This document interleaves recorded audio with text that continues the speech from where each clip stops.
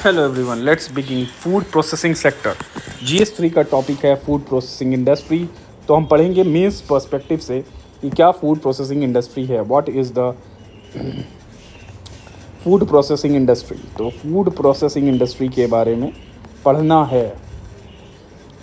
So let's begin. Food processing industry, तो इसके बारे में पढ़ना है। और ये GS3 का टॉपिक है, GS3 का। तो इसके बारे में इसको क्या नाम है, पढ़ा जाए। सबसे पहले जो वर्ड है फूड प्रोसेसिंग, तो फूड को प्रोसेस करना। प्रोसेस का क्या मतलब, इसकी ओरिजिनल फॉर्म को चेंज किया जाता है। ओरिजिनल फॉर्म, ठीक है, ओरिजिनल फॉर्म है उसको चेंज कर दिया आपने, तो ये है फूड प्रोसेसिंग में आएगा। फूड, अब इसमें कैसे फॉर्म चेंज होता है। कोई रॉ एग्रीकल्चरल प्रोडक्ट है, कोई भी रॉ एग्रीकल्चरल प्रोडक्ट लीजिए, उसको चेंज करिए। कैसे चेंज करना है, कोई भी कंज्यूमेबल फूड आइटम्स में वैल्यू एडिशन करके, मिर्च मसाला डाल के और ये सब सारी चीज़ें करके, तो वो होता है फूड प्रोसेसिंग। ठीक है, उसमें भी प्राइमरी और सेकेंडरी प्रोसेसिंग है। प्राइमरी प्रोसेसिंग होती है just cleaning it, milling the raw food item, ठीक है, उसका जैसे धान है, गेहूँ है, उसके छिलके उलके उतारना, थोड़ा उसको बीज अलग करना, तो ये सब फूड प्रोसेसिंग में आएगा, वो प्राइमरी फूड प्रोसेसिंग होगी। तो रॉ एग्रीकल्चरल जो भी प्रोडक्ट है उसको क्या बनाना, एक कंज्यूमेबल फूड आइटम में, कंज्यूमेबल फूड आइटम, कोई भी कंज्यूमेबल फूड आइटम में आप इसको कन्वर्ट कर रहे हैं, तो ये एक रॉ प्रोडक्ट है, कंज्यूमेबल फूड आइटम में कन्वर्ट हो रहा है। कैसे होता है, कुछ फिजिकल प्रोसेस यूज़ किए जाते हैं, जैसे धान को अलग करना चावल से, या कोई अगर गेहूँ है, मान लो दिस इज़ वीट, इसको ग्राइंड कर दिया, ग्राइंड करके आटा बन गया, तो एक आटा बन गया, तो क्या हो गया, that is the physical process. Then you have mechanical process, similarly it is the chemical process, ठीक है, केमिकल प्रोसेस। तो ये सब सारी चीज़ों से जो है एक जो एग्रीकल्चरल रॉ एग्रीकल्चरल प्रोडक्ट है उसको कंज्यूमेबल फूड में डाल दिया जाता है, ठीक है। तो ये सब सारी चीज़ें आती हैं इसमें। चलिए आइए और आगे देखते हैं क्या क्या चीज़ें हैं। तो ये 3 प्रोसेस यूज़ किया जाता है। फूड, जाहिर सी बात है कि आपको कोई ऐसे सॉस बनाना है तो उसमें कुछ केमिकल प्रोसेस यूज़ होगा, तेल निकलवाना है तो कुछ केमिकल प्रोसेस यूज़ होगा, ठीक है। तो सॉस बना रहे हैं आप, या कोई भी आप, जैसे ब्रेड है तो ब्रेड को कन्वर्ट कर दिया, बेकरी में आपने केक बना दिया, तो भी तो प्रोसेस्ड फूड है। तो ये सब सारे प्रोसेस यूज़ होते हैं। जैसे और बहुत सारी चीज़ें होती हैं, जैसे जो प्रोडक्ट आपने बनाया उसकी शेल्फ़ लाइफ इंक्रीज़ कर दी जाए, उसकी शेल्फ़ लाइफ इंक्रीज़ कर दी जाए, ठीक है, लॉन्ग ड्यूरेबल हो जाए, सेफ्टी इंश्योर किया जाए। आप कोई कैंड फूड दे रहे हैं, या जैसे कोई चीनी है, चीनी से आपने टॉफ़ी बना ली, तो ये प्रोसेस्ड फूड हुआ कि नहीं। कैंडी बना लिया, प्रोसेस्ड फूड हुआ कि नहीं।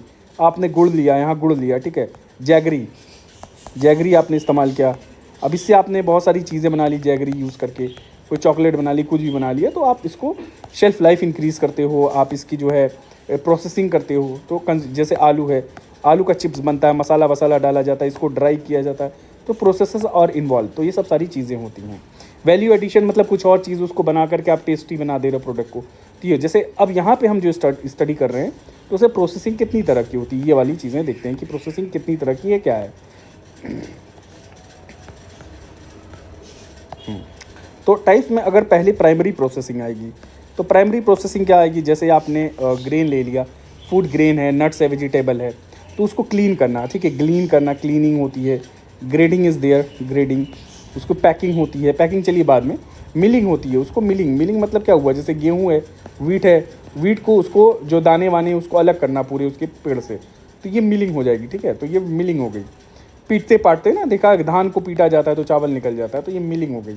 It involves a physical process, तो ये सब सारी हो जाएगी। सेकेंडरी प्रोसेस आएगा इसमें। सेकेंडरी प्रोसेस में क्या होगा, सेकेंडरी प्रोसेस में क्या है, सेकेंडरी में है कि जो भी कुछ रॉ इंग्रेडिएंट्स डाले जाते हैं फूड प्रोडक्ट में, ठीक है, जैसे ब्रेड है, सॉस है, स्नैक है।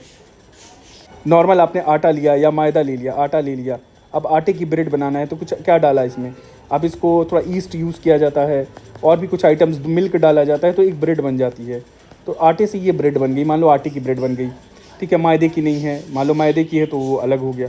इसमें कुछ चीज़ें डाल करके, जैसे टमाटर है, टमाटर को फिर कैसे आपने ग्रेडिंग व्रेडिंग करके तोड़ ताड़ के यहाँ ले आए और सॉस बना रहे हैं, तो ये सब सारी चीज़ें जो हैं ये सब सेकेंडरी प्रोसेसिंग हो जाएगी, ठीक है। तो ये सब सेकेंडरी प्रोसेसिंग में आएगा, आटा है, टमाटर है। Then you have a tertiary processing, tertiary processing. अब इसमें क्या होता है टर्शरी प्रोसेसिंग में, फर्दर और इस प्रोडक्ट सेकेंडरी प्रोसेस जो सेकेंडरी के बाद जो है ये टर्शरी आ जाता है। और प्रोसेस करते हैं, पैकेजिंग हो जाती है, इसकी पैकेजिंग करना, ठीक है, और कुछ वैल्यू एडिशन करना इसमें, ठीक है, और इस तरह का फूड बनाना। तो ये सब सारी, जैसे क्या नाम है, आपने कुछ क्या नाम है, मान लीजिए आपने फ्रोज कर दिया प्रोडक्ट को, तो कोई भी फ्रोज़न फॉर्म में आपने पीस रख दिया, ठीक है, टर्शरी हो जाएगा। या कोई प्रोडक्ट बनाया है जो कि सेकेंडरी प्रोसेसिंग हो चुकी है, अब उसको फ्रीज़ कर दिया आपने, तो ये फ्रीज़ वाला जो आ जाएगा ये टर्शरी प्रोसेसिंग में आ जाएगा।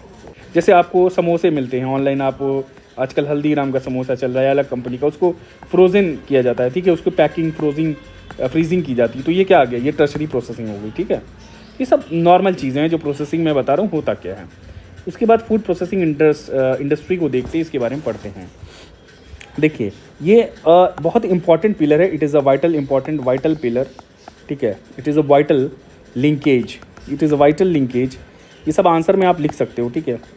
तो vital linkage, it is a vital linkage, किस तरीके का वाइटल लिंकेज है, it is a vital linkage between, किसके बीच में, दो इकोनॉमी के पिलर से, मान लीजिए एग्रीकल्चर को लिंक करता है इंडस्ट्री से, because they is food processing industry. यहाँ फूड प्रोसेसिंग इंडस्ट्री इन्वॉल्व है। कौन सी इंडस्ट्री इन्वॉल्व है, फूड प्रोसेसिंग की, और ये फूड प्रोसेस करेगा जब एग्रीकल्चर से इसको फूड मिलेगा। रॉ मटेरियल्स क्या हो जाएंगे यहाँ पे, एग्रीकल्चरल प्रोडक्ट्स हो गए यहाँ पे रॉ मटेरियल, तो ये फूड, ये कंटिन्यूस सप्लाई होगी फूड प्रोसेसिंग इंडस्ट्री को, it is the vital link, इसीलिए कहा जाता है it is a vital link, ठीक है, बिटवीन एग्रीकल्चर एंड इंडस्ट्री, तो फूड प्रोसेसिंग इंडस्ट्री। और इसके बारे में देखते हैं इससे क्या क्या कुछ फ़ायदे हैं, फूड प्रोसेसिंग इंडस्ट्री के क्या क्या फ़ायदे हैं। जैसे पहले तो देखिए कैसे काम करती है, एक फॉरवर्ड लिंकेज होता है यहाँ पे, एक बैकवर्ड लिंकेज होता है। जैसे आपको बता रहे हैं क्या है, मान लो ये फूड प्रोसेसिंग इंडस्ट्री है, this is food processing industry, ठीक है। यहाँ पे बैकवर्ड लिंकेज क्या आ जाएगा, यहाँ इनको रॉ मटेरियल चाहिए, ठीक है भाई, रॉ मटेरियल चाहिए, ठीक, रॉ मटेरियल आएगा तभी तो कुछ बनेगा, इलेक्ट्रिसिटी सप्लाई चाहिए, तो ये सब क्या हो गई, ये सब सारी चीज़ें क्यों हो गई, ये बैकवर्ड लिंकेज में आएंगी, किस में आ जाएंगी, these are all backward linkage,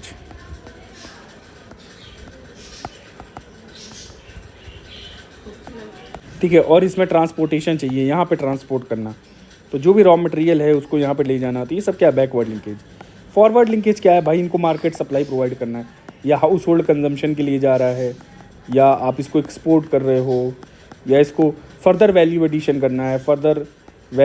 करना है कहीं पे, ठीक है। तो ये सब क्या आ जाएगा आपका, ये सब फॉरवर्ड लिंकेज में आएगा। तो ये सब सारी चीज़ें जो हैं, this will be the forward linkage, ठीक है। फॉरवर्ड लिंकेज मतलब आगे आपने प्रोसेस कर लिया फूड को, अब आप एक्सपोर्ट कर रहे हो, भेज रहे हो, जो भी कर रहे हो, ये फूड प्रोसेसिंग इंडस्ट्री है।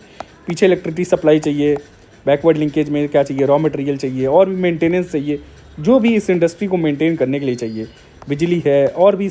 और देखिए इतनी बड़ी इंडस्ट्री है तो इसमें वर्कर्स भी चाहिए होंगे, ठीक है, वर्कर्स चाहिए हो, इसको भी आप बैकवर्ड लिंकेज में ले लो, वर्कर चाहिए, साइंटिस्ट चाहिए होंगे कुछ, ठीक है, जो रिसर्चर्स होंगे जो फूड पे इनोवेटिव प्रोडक्ट बनाएंगे फूड को, ये भी तो बैकवर्ड लिंकेज ही होगा, ठीक है। लैब, इसमें लैब के लिए इक्विपमेंट्स चाहिए, ये सब सारी चीज़ें जो चाहिए, ये सब क्या है, बैकवर्ड लिंकेज हो गई, ठीक है। पर ये वाली जो होंगी ये फिक्स है। देखिए रॉ मटेरियल तो बार बार लेना पड़ेगा, आप स्टोर कितना ही करोगे लंबा, आपने स्किल ले लिया है तो परमानेंट हो जाएगी, लैब बना लिया एक बार, पर इलेक्ट्रिसिटी सप्लाई कंटिन्यूअस हो गई, रॉ मटेरियल सप्लाई कंटिन्यूअस हो गई, ठीक है। तो ये फॉरवर्ड बैकवर्ड लिंकेज है, ठीक। इसके आगे देखते हैं क्या क्या चीज़ें हैं। अच्छा देखिए क्या क्या प्रॉफिट्स हैं, बेनिफिट्स क्या हैं, क्यों सिग्निफिकेंस है, व्हाट आर द सिग्निफिकेंस, ये ज़रूर आप कर लीजिएगा, ये बहुत काम आएगा आपके, सिग्निफिकेंस क्या है। चलिए आइए स्टार्ट करते हैं सिग्निफिकेंस में। तो फूड वेस्टेज कम होगा, मान लो किसी साल बहुत ज़्यादा फूड प्रोडक्ट बना तो फूड प्रोसेसिंग इंडस्ट्री में चला जाएगा। जैसे इस साल स्पेशली फ्रॉम यूपी टोमेटो जो है बहुत सस्ता हो गया और बर्बाद हो गए, तो अगर ये फूड प्रोसेसिंग इंडस्ट्री यूपी में होती, सॉस की बहुत ढेर सारी, तो यहाँ पे यूटिलाइज हो जाता, ठीक है। तो एक फूड वेस्टेज से बचाना होता है। यूएन का एक एस्टीमेट है कि 1/3 फूड वेस्ट होता है ग्लोबली, तो यूएन का एक एस्टीमेट है that 1/3 is food wastage globally 1/3, ये सब आंसर में आप लिख सकते हैं एज इट इज़, ठीक है। दूसरा क्या है, मेल न्यूट्रिशन, फूड फोर्टिफिकेशन किया जाता है, फूड फोर्टिफिकेशन, इसमें आर्टिफिशियली मिनरल्स ऐड किए जाते हैं, विटामिन ऐड किया जाते हैं, you add the vitamins, essential requirements of proteins और ये सब सारी चीज़ें, मिनरल्स डाल दिया जाता है। तो ये सब सारी चीज़ों से क्या हुआ, फूड फोर्टिफिकेशन। सो फ्रेंड्स यहाँ पे फूड फोर्टिफिकेशन हुआ, क्या हुआ यहाँ पे, फूड का फोर्टिफिकेशन, विटामिन्स डाला गया, एसेंशियल रिक्वायर्ड मिनरल्स डाला गया। तो जब अनाज में, किसी प्रोसेस फूड में, तो मेल न्यूट्रिशन की कमी जो है डिक्रीज़ हुई। अच्छा, अगला देखा जाए फूड प्रिजर्वेशन। तो प्रिजर्वेशन, स्टोर किया जा रहा है, फूड को प्रिजर्व किया जा रहा है, इसमें बहुत सारी टेक्निक्स यूज़ होती है। What are the techniques that is use? Freeze कर दिया जाता है, कैंड कर दिया जाता है, तो ड्यूरेबिलिटी बढ़ जाती है। क्या, सॉरी स्पेलिंग कैंड की गलत होगी, तो ड्यूरेबिलिटी, लॉन्गर लाइफ हो जाती है इसकी, ठीक है। तो इससे food security in a response, एक तरह की फूड सिक्योरिटी आप प्रोवाइड कर रहे हो इन द लॉन्ग रन, थोड़ा बहुत जो भी, ठीक है। तो स्पॉयलेज से बचाता है। प्रिजर्व से क्या होता है? स्पॉयलेज, जो स्पॉयलेज है वो नहीं हो पाता, ठीक है, ख़राब नहीं होगी चीज़ें। तो फूड, तो पीरियड एक्सटेंड हो गया। बैक्टीरियल पेस्ट से आप प्रिजर्व कर रहे हो, तो prevent bacteria, prevent from bacterial attack. कोई भी बैक्टीरियल अटैक है, ठीक है। इंडिया का जो ह्यूमिड एनवायरनमेंट है ना, वहाँ बैक्टीरिया बहुत जल्दी ग्रो करते हैं, पेनिट्रेट करते हैं, तो प्रिवेंट बैक्टीरियल अटैक, ठीक है। ये सब सारा काम है। और भी सिग्निफिकेंस है, let's see it on the next page. आप प्ले स्पीड सर बढ़ा लीजिएगा, ठीक है, तो प्ले स्पीड इंक्रीज़ कर लीजिएगा। अब यहाँ पे क्या है, लेट्स बिगिन। तो अब यहाँ पे इंपॉर्टेंस थी ना, we were dealing with significance, तो यहाँ पे सिग्निफिकेंस है, ठीक है। चलिए, तो सिग्निफिकेंस में और क्या है? प्रिजर्वेशन हो गया, इट क्रिएट्स एम्प्लॉयमेंट जनरेशन, ठीक है। फूड इंडस्ट्री ग्रो करेगी, ठीक है, तो क्या एम्प्लॉयमेंट जनरेट नहीं करेगी? वेरियस स्किल सेट के लोग चाहिए होंगे जो फूड प्रोसेसिंग में इन्वॉल्व हैं, प्लस फूड डिलीवरी में इन्वॉल्व हैं, फूड पैकेजिंग में इन्वॉल्व हैं, बहुत सारी चीज़ों में, तो स्किल जनरेट होगा। देखिए, रिसर्चर्स चाहिए होते हैं फूड प्रोसेसिंग करने के लिए, ठीक है, तो रिसर्चर्स की, साइंटिस्ट है, लैब चाहिए होती है, कैसे कुछ टेस्टिंग करिए वहाँ पे, प्लस और भी कर्मचारी चाहिए होते हैं, तो एम्प्लॉयमेंट जनरेशन होगा कि नहीं भाई? अगर और ये फूड सप्लाई होती रही, फूड प्रोसेसिंग अच्छी चली और फूड प्रोसेसिंग ग्रो होती रही, तो इन लोगों को कंटिन्यूसली काम मिलता रहेगा, एम्प्लॉयमेंट जनरेट रहेगी। इन लोग की जो जॉब है, there will be job security to these employees, job security भी रहेगी अगर कंटिन्यूस फूड प्रोसेसिंग फ्लरिश करता रहे, क्योंकि इंसान है, हमेशा भूख लगेगी, पेट कभी नहीं भरता, तो भूख तो लगती ही रहती है, ठीक है। तो एम्प्लॉयमेंट जनरेशन है, ये सब सारी चीज़ें आ गई इससे। तो यहाँ पे एम्प्लॉयमेंट जनरेशन, एम्प्लॉयमेंट तो जनरेट होगी। अगला पॉइंट देखते हैं इसमें क्या है। नेक्स्ट क्या है? दूसरा है फूड सेफ्टी की, तो बात करनी है। फार्मर्स को एक फिक्स्ड इनकम मिलेगी, increased income of farmers, increased income of farmers, या एक फिक्स्ड इनकम, रेगुलर इनकम होगी फार्मर्स की, कि कभी चलो मार्केट देखा, कुछ हुआ, अप्स एंड डाउन्स हुए, तो एक फिक्स इनकम मिलती रहेगी और इनकी इनकम इंक्रीज होगी, ठीक है। फूड सेफ्टी हो गया। Crop diversification, it will promote crop diversification. Market बढ़ेगा तो क्रॉप्स, डिफरेंट फूड प्रोडक्ट्स जो हैं आप उसको डाइवर्सिफाई करोगे, क्रॉप डाइवर्सिफिकेशन, ठीक है, क्रॉप डाइवर्सिफिकेशन होगा, ठीक। तो इस क्या प्रमोट होगा? Crop diversification. अलग अलग फूड प्रोडक्ट्स हैं, अलग अलग सब्जियां हैं, रॉ मटेरियल्स, इनको प्रोसेस किया जाएगा। इवन जो मरीन प्रोडक्ट्स होते हैं या फिशरी प्रोडक्ट्स होते हैं, इनको भी प्रोसेस करके एक्सपोर्ट किया जाता है, तो ये भी एक तरह का इंपॉर्टेंट है। The marine products, they are also froze, they are processed and they are frozen and they are exported, उनको फिर एक्सपोर्ट किया जाता है बाहर कंट्री से, बिकॉज द मरीन प्रोडक्ट्स की इंडिया के बाहर बहुत ज़्यादा डिमांड है, ठीक है। तो ये सब सारी चीज़ें हैं। देखिए, फूड प्रोसेसिंग इंडस्ट्री और भी कंट्रीज में बहुत अच्छी डेवलप्ड है इन कंपेरिजन टू अस। तो देखते हैं कुछ evolution of food processing industry, देखते हैं क्या है यहाँ पे। तो इवोल्यूशन देखा जाए थोड़ा सा इसका, इवोल्यूशन में क्या है, देखिए यहाँ पे ये है कि इंडस्ट्री सेक्टर जो है उस पर बहुत ज़्यादा फोकस किया गया था 1960s में। 1960s आया तो दे आर मोर फोकस्ड, किस में फोकस था? कैपिटल गुड्स इंडस्ट्री पे ज़्यादा फोकस था। जबकि उस समय पे हमारा जो जीडीपी था वो 48% आ रहा था एग्रीकल्चर से, तो 48% वो जीडीपी, 50 से 51 देखा जाए, 1950 से 51, तो जो हमारा जीडीपी आ रहा था वो 48% जीडीपी था फ्रॉम द एग्रीकल्चरल प्रोडक्ट या from agriculture, but the focus won on is capital goods, ठीक है। ये सारी चीज़ें थी। तो हुआ क्या कि जब 1960s का दौर आया, 1960s का दौर आया तो क्या हुआ, जब 1960s का दौर आया तो जीडीपी ग्रोथ जो थी वो 5% एक्सपेक्ट की गई थी, बट ये निकली 3.9%, तो ये तो कम हो गई, ठीक है। पॉपुलेशन बढ़ने लगी, इसके साथ पॉपुलेशन इंक्रीज़ होने लगी और ये इसकी जो ग्रोथ थी वो 2.3% हो गई, माना जा रहा था 1.4% होगी। तो यहाँ क्या दो चीज़ें आई, एक तो यहाँ 1.4 से 2.3% हो गई पॉपुलेशन ग्रोथ, दूसरा जो नॉर्मल इकोनॉमिक ग्रोथ थी वो 5% से डिक्रीज़ हो गई और 3.9% हो गई। एक्सपेक्ट किया गया था इतना। अब कैसे मीट करोगे, इस इकोनॉमी तो डिक्रीज़ कर रही है, पॉपुलेशन इंक्रीज़ कर रही है, तो उनकी डिमांड्स, तो how will you will meet the demands of this population. तो इस पॉपुलेशन की डिमांड को कैसे आप मीट करोगे, आप थोड़ा प्लेस पे टेस्ट करके देखना, ठीक है। इससे क्या हुआ, फूड सिक्योरिटी इश्यूज़ आ गए, फूड सिक्योरिटी इश्यूज़। तो इश्यूज़ क्या है यहाँ पे, फूड सिक्योरिटी के इश्यूज़ आ गए, ठीक है। तो ये सब सारी चीज़ें थी और एक कंडीशन वर्सन ही, अब वर्सन होने लगी। अब क्या हुआ 60s से 90s में क्या हुआ, अब जब 60s से 90s का दौर आया तो हमने फोकस करने लगे, हम 60s से 90s के दौर में वी स्टार्टेड फोकसिंग ऑन किस पे, फूड सफिशियंसी, सेल्फ सफिशियंसी इन फूड। सॉरी स्पेलिंग थोड़ा सा आप मैनेज कर लीजिएगा, self sufficiency, self sufficiency, self sufficiency इन फूड, ठीक है। तो ये हमारी पॉलिसी थोड़ी सी यहाँ पे चेंज हो गई, ठीक है। हम इस पे दे और चाहते थे कि अफोर्डेबल प्राइस से पे लोगों को अनाज मिल जाए और फार्मर्स का भी मतलब फ़ायदा हो। तो यहाँ MSP हमने लागू किया, वी हैव क्या नाम है, ग्रीन रेवोल्यूशन आया, ग्रीन रेवोल्यूशन आया जिससे फार्मर्स की इनकम और फूड सिक्योरिटी मेंटेन हुई। There was minimum support price दिया जाने लगा, ठीक है। Public distribution system started in this period, ठीक है, जिसपे वल्नरेबल सेक्शंस को सबको एक टारगेटिंग की जाने लगी, ठीक है, targeting of the distribution of food, ठीक है। तो टारगेटिंग करने जाने लगी इंडिविजुअल्स को on the basis of BPL families and all that, कि ताकि इनको जो है अनाज वनाज मिल सके। ये सब हुआ सारी चीज़ें। चलिए आइए आगे देखा जाए। ग्रीन रेवोल्यूशन सक्सेसफुल भी था। फिर देवर रिस्ट्रिक्शन इन एक्सपोर्ट्स, तो देवर रिस्ट्रिक्शन ऑन इम्पोर्ट्स, थोड़ा सा इम्पोर्ट्स पे भी रिस्ट्रिक्शन डाला गया, ठीक है। देन व्हाट हैपेंड, 1991 से फिर LPG रिफॉर्म्स हुए। अगर आप 1991 से बात किया जाए तो बहुत सारे चेंजेस आए, जैसे लिबरलाइजेशन, प्राइवेटाइजेशन, ग्लोबलाइजेशन आया, ठीक है। LPG रिफॉर्म्स हुए, removal of industrial licensing, removal of industrial, ये सब चीज़ों से इस इंडस्ट्री पे, फूड सेक्टर पे भी फ़र्क पड़ा है। Removal of industrial licensing, then you have क्या नाम है, ये सब सारी चीज़ें हैं। टैरिफ रिडक्शन हुआ, फॉरेन इन्वेस्टमेंट जो रिलैक्सेशन हुआ फॉरेन इन्वेस्टमेंट रूल्स पे, तो रिलैक्सेशन हुआ, relaxation on foreign investment rules, ठीक है। तो इस पर रिलैक्सेशन किया गया और लाइसेंस का जो लाइसेंस रेजीम है जो थोड़ा सा उसको ढीला किया गया, उसको ख़त्म किया गया, ठीक है। फूड पार्क से स्पोर्ट जोन्स को प्रमोट किया गया, ठीक है। ये सब सारी चीज़ें थी।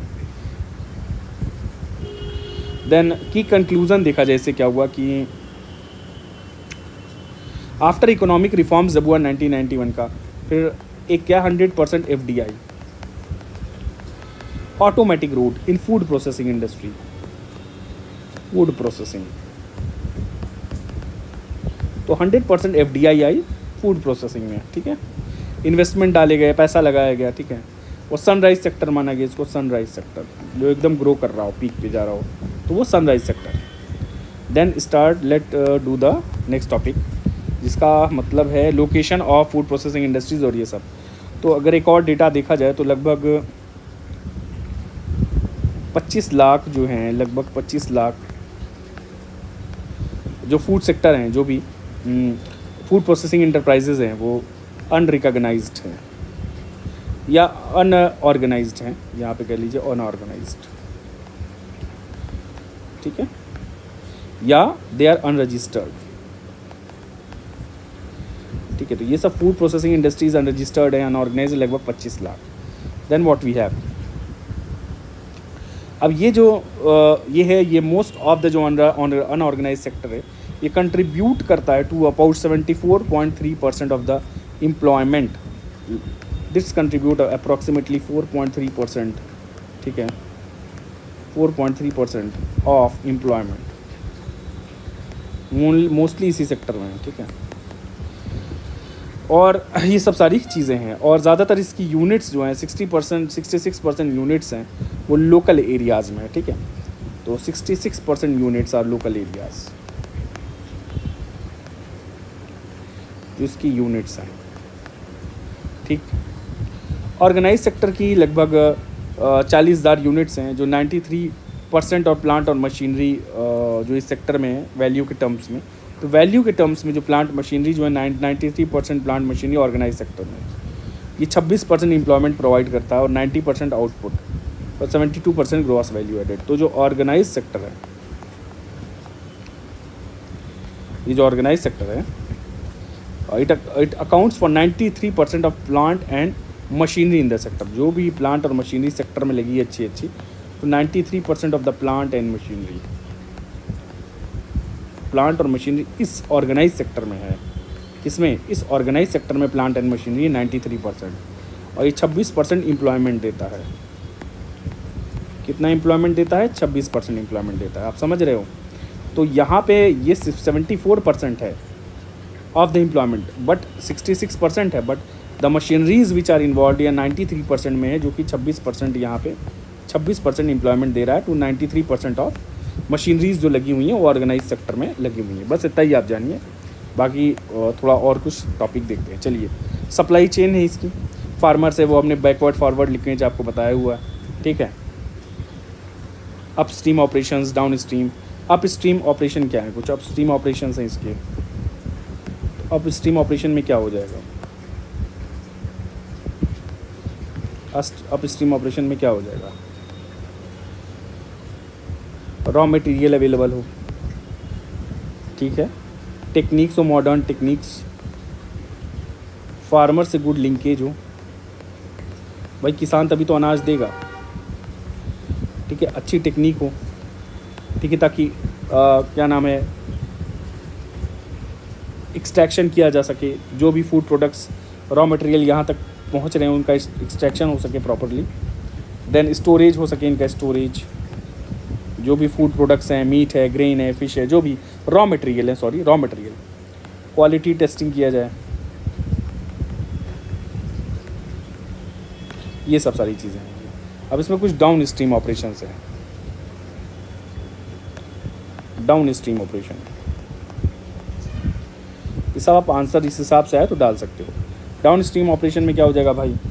लेटेस्ट प्रोसेसिंग टेक्निक यूज़ होगी, लेटेस्ट टेक्निक, वही चीज़ है यहाँ, प्रोसेसिंग टेक्निक यूज़ हो रही है, लेटेस्ट मशीनरीज होंगी, क्वालिटी टेस्टिंग यहाँ भी होगी, ठीक है, पर फाइनल प्रोडक्ट पे होगी।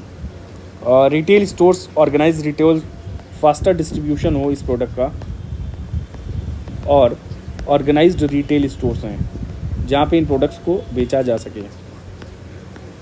विदाउट एनी करप्शन, ठीक है। Then workforce is needed, workforce वहाँ भी चाहिए होती है, यहाँ भी चाहिए होती है। तो एक बैकवर्ड फॉरवर्ड लिंकेज हो गया यहाँ पे। देखिए, जैसे अप स्ट्रीम है, दिस इज़ डाउन स्ट्रीम,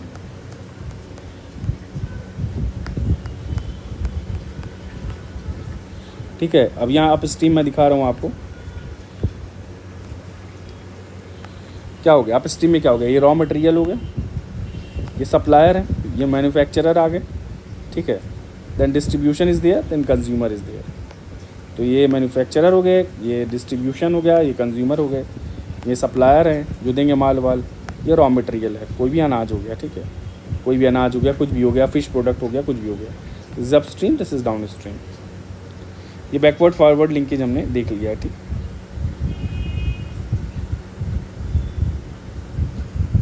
अच्छा, लिंकेज का सिग्निफिकेंस क्या है यहाँ देखते हैं, ठीक है। ये सब सारी चीज़ें थी। अब ये सब सो फॉरवर्ड और बैकवर्ड लिंकेज है। जो यहाँ का फॉरवर्ड, जो फॉरवर्ड या जो बैकवर्ड लिंकेज है, या बैकवर्ड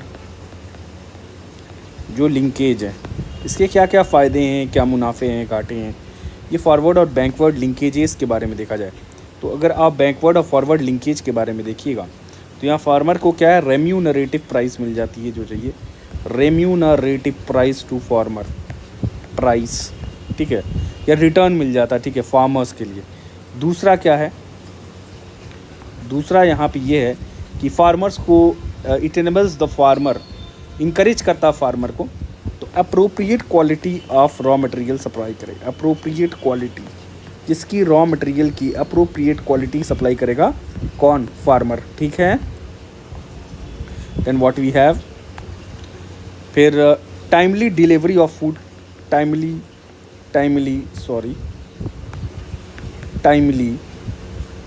डिलीवरी, क्योंकि एक लिंकेज है प्रॉपर, तो timely delivery of raw material, ठीक है, और कंज्यूमर को सप्लाई, ये सब होता रहेगा। तो देखिए यहाँ पे एक आपने पहले से ही देखिए अप स्ट्रीम है, यहाँ डाउन स्ट्रीम है, लेट मी शो, ठीक है। तो यहाँ पे मैन्युफैक्चरिंग को प्रॉपर सप्लाई मिलती जा रही है रॉ मटेरियल की, और यहाँ प्रोसेस होकर के कंज्यूमर्स तक डिलीवरी होती जा रही है। तो देयर इज़ क्या हुआ है यहाँ पे, तो there is continuous supply maintained है, ठीक है। कंज्यूमर्स के लिए टाइमली डिलीवरी ऑफ गुड्स होता जा रहा है, और फूड वेस्टेज और ये सब सारी चीज़ें, ठीक है, रिडक्शन इन फूड वेस्टेज, जो फूड वेस्टेज है वो कम हो रहा है, लॉस कम होगा, ठीक है, क्योंकि बिकॉज ये यूटिलाइज हो जाएगा। हाई क्वालिटी प्रोडक्ट्स और बेटर इंफ्रास्ट्रक्चर तो है, ये कॉस्ट सेविंग है, ये सब सारी चीज़ें। चलिए आइए और भी कुछ चीज़ें देखते हैं, ठीक है। जैसे कुछ रॉबस्ट लिंकेज में कुछ चैलेंजेस क्या हैं, चैलेंजेस ऑफ रॉबस्ट लिंकेज। ये जो रॉबस्ट लिंकेज, इसका क्या चैलेंज है, चैलेंजेस, तो क्या चैलेंजेस हैं, let's see it.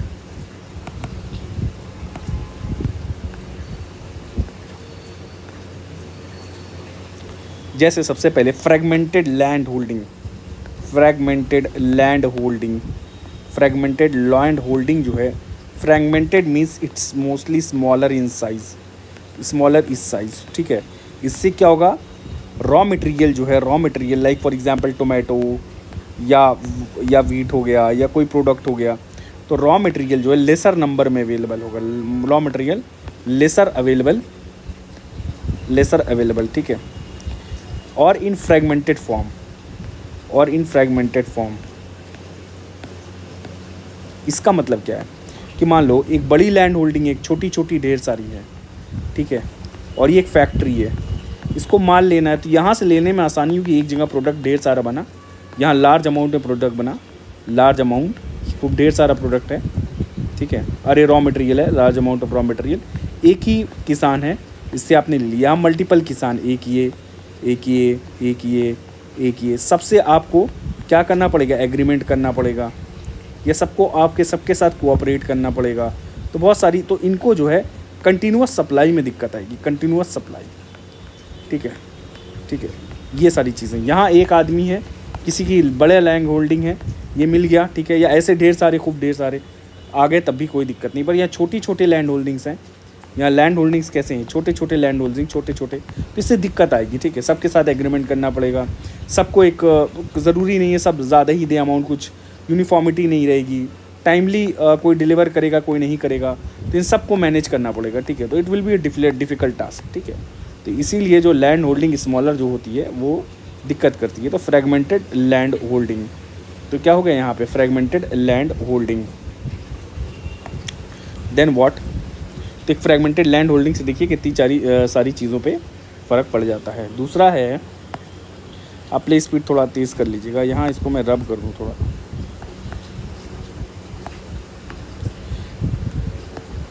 Fragmented land holding, आगे क्या आया है, दूसरा है सीजनैलिटी, ठीक है, सीजनैलिटी ऑफ रॉ मटेरियल, जो भी चाहिए सीजनैलिटी, ठीक है, ऑफ रॉ मटेरियल, ठीक है, रॉ मटेरियल है। क्यों सीजनैलिटी, मतलब लाइक खरीफ क्रॉप है, रबी वाले रबी सीज़न में होते हैं खरीफ, लाइक वीट इज़ अ रबी, तो इसकी हार्वेस्टिंग कब होगी, मार्च तक, ठीक है। तो ये सिर्फ अवेलेबिलिटी कहाँ है, तो वीट की अवेलेबिलिटी मार्च है, तो वीट को अगर रॉ मटेरियल पे यूज़ करना है तो मार्च में हो पाएगा, ठीक है। और अगर आपको इस रॉ मटेरियल आपको मई में चाहिए, जून में चाहिए, तो it is difficult, because there will be storage problem. या तो आपके पास प्रॉपर स्टोरेज हो, तो जो भी रॉ मटेरियल इसको आपने बनाया और साल भर आपको ईयरली यूज़ करते रहो, ठीक है। इसी तरह से मान लो मेज़ है, मेज़ इज़ अ खरीफ, ठीक है, मेज़ मान लो खरीफ हो गया, तो खरीफ वाला जो है हार्वेस्टिंग में भी इसकी सितंबर अक्टूबर में हो, हार्वेस्टिंग सितंबर तक में हो, आपको चाहिए आपको जनवरी फरवरी में, मार्च में, तो you have to store it. तो सीजनैलिटी की वजह से भी दिक्कत आ जाती है, ठीक है। अलग अलग सीजन्स में होते हैं, ठीक है, not throughout the season, yearly अगर अवेलेबिलिटी चाहिए आपको, ठीक है, ईयरली थ्रू आउट ईयरली है, like then there will be आप ज़ायद क्रॉप्स मोस्टली, ठीक है, तो ये आप मिल सकते हैं ईयरली, बट ये सीजनैलिटी की वजह से भी दिक्कत होने लगती है। तो ये सब सारी चीज़ें हैं, बहुत बेसिक पॉइंट्स है जो आपको देखना है। देन यू हैव बहुत सारे इंटरमीडियरीज़ हैं, लार्ज नंबर ऑफ इंटरमीडियरीज, ठीक है, बिचौलिए जो होते हैं, फेयर प्राइस नहीं मिल पाता इनकी वजह से, ठीक है। Then there is poor infrastructure. Poor infrastructure कैसे? पुअर इंफ्रास्ट्रक्चर, अब पुअर इंफ्रास्ट्रक्चर में क्या आ जाएगा? Like example storage, cold storage नहीं है, ठीक है, ट्रांसपोर्ट फैसिलिटी नहीं है, माल ले जाना ले आना, माल को स्टोर करना, ठीक है, ये सब। Electricity supply, you require processing के लिए कंटिन्यूस इलेक्ट्रिसिटी सप्लाई, ये सब सारी चीज़ें हैं। देन यू हैव, और क्या चीज़ें आ जाएंगी इसमें?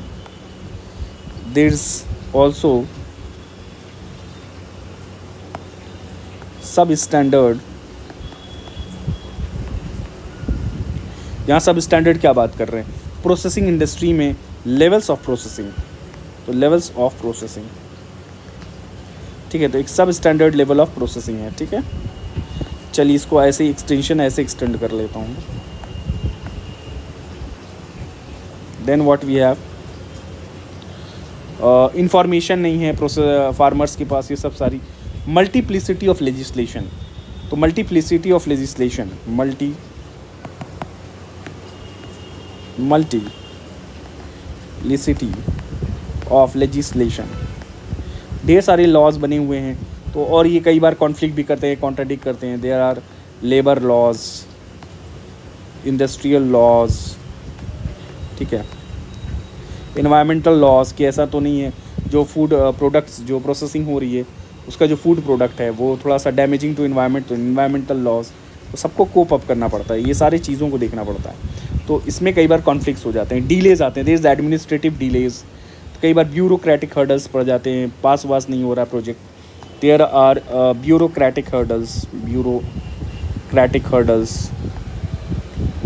And it comes with in the administrative delays में ले लो ये एडमिनिस्ट्रेटिव डीलेज, ठीक है, जल्दी से फाइल वाइल पास नहीं हो रही है, ठीक है, अधिकारी अड़ंगा लगा रही है, सब सारी चीज़। फूड टेस्टिंग नेटवर्क नहीं है, प्रॉपर फूड टेस्टिंग नेटवर्क, यहाँ पे थोड़ा हाईलाइट करता हूँ, under develop food testing lab and network की ज़रूरत है, फूड टेस्टिंग नेटवर्क, तो दीज आर द चैलेंजेस जो नहीं है, ठीक है, you have to develop this, ये सब सारी चीज़ें हैं, ठीक। देन फर्दर विच, ये तो चैलेंजेस हो गए। देन अब हम स्टार्ट करेंगे क्या नाम है यहाँ पे कुछ स्कोप है, what is the scope and what is the significance, क्या क्या सिग्निफिकेंस है इसी इंडस्ट्री से रिलेटेड, और we will deal it with later, हम बाद में इसको देखेंगे नए लेक्चर में। Okay, thank you.